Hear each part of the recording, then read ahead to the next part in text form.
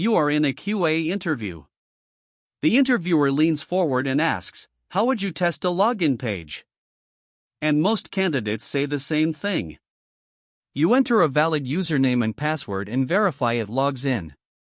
You enter a wrong password and verify it shows an error. Maybe you mention clearing the fields. And then they stop. That is it.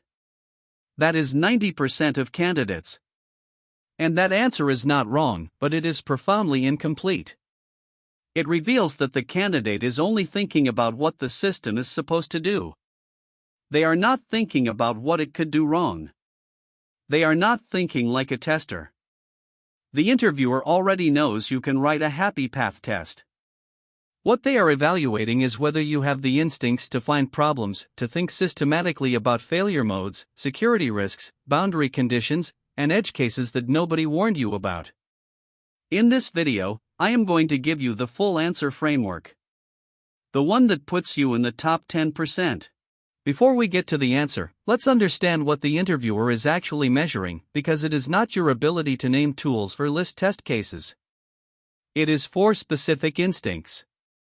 Instinct 1, breadth. Can you cover a feature from multiple angles, not just the happy path? Instinct 2, negative thinking. Do you naturally ask what happens when it goes wrong? Not just wrong input, wrong state, wrong timing, wrong permissions. Instinct 3, structure. Do you present your thinking in an organized way, or do you list things randomly as they occur to you? An unstructured answer suggests unstructured testing. Instinct 4, depth. Do you go beyond the obvious? Anyone can test the submit button. Can you think about session management, rate limiting, password rules, account lockout? These 4 instincts, breadth, negative thinking, structure, and depth, are what separate a QA engineer who finds bugs from a QA engineer who rubber stamps features. Your answer to the login question is an opportunity to demonstrate all 4 at once. Here is the complete test coverage framework for a login page.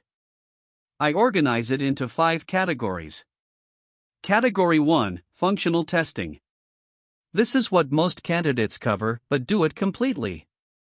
Valid credentials log in successfully. Invalid password shows the right error message, and critically, the error should not reveal whether the username exists or not. Empty email field is rejected. Empty password field is rejected. Email with invalid format is rejected. These are your happy path and basic negative cases. Category 2, boundary value analysis.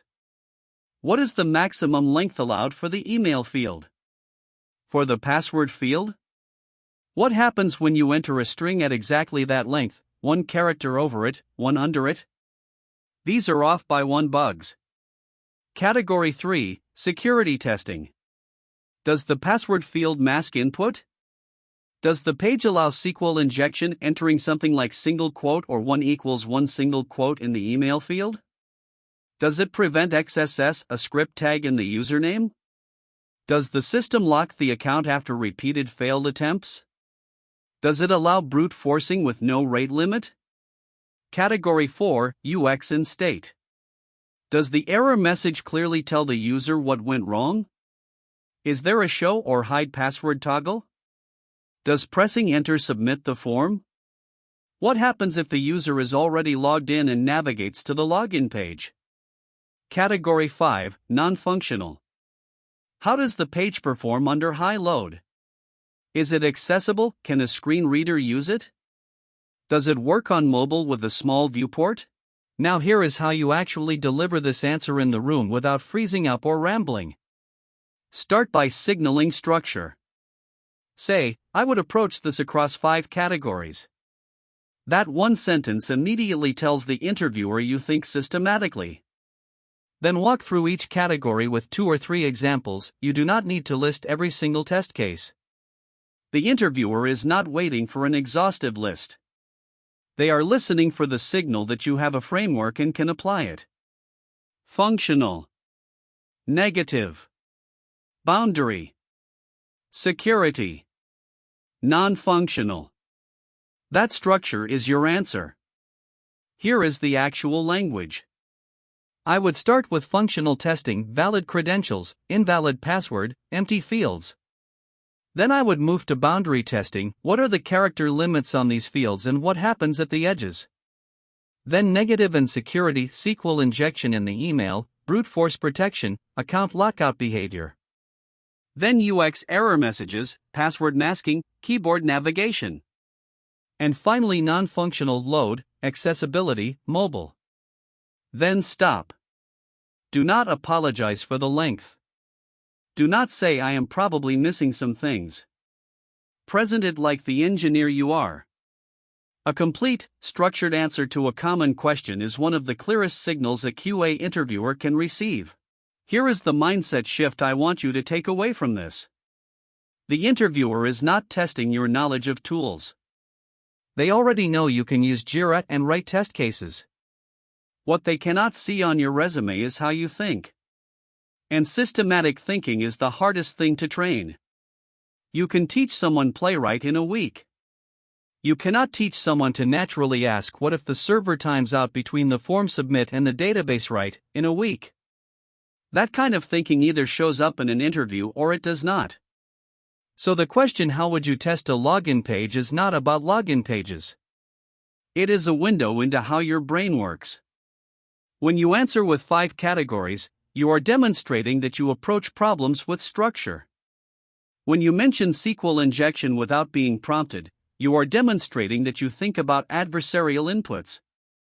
When you bring up account lockout, you are demonstrating that you think about state and security at the same time. None of those things are obvious. All of them are signals that you are someone who will make the product better, not just someone who will check boxes. That is who gets hired. That is who gets promoted. That is the QA engineer you are building toward. Let's recap. 1. The login page question is not about login pages, it tests whether you think systematically. 2. Most candidates only cover the happy path that puts them in the bottom 90%. 3. The 5-category framework, functional, boundary, security, UX, non-functional, covers the full answer. 4. Start your answer by naming the categories, one-sentence signals structure to the interviewer. 5. Security coverage without being prompted, SQL injection, brute force, account lockout is a top 10% signal. 6. The trait being hired is systematic thinking, not tool knowledge. In the next video, we are talking about the career path from manual QA to automation engineer, what it actually takes, how long it takes, and the specific skills to build in which order. Subscribe so you do not miss it. And drop a comment. What is a question you got in a QA interview that you wish you had answered better? I want to make a video about it. QA Career Lab.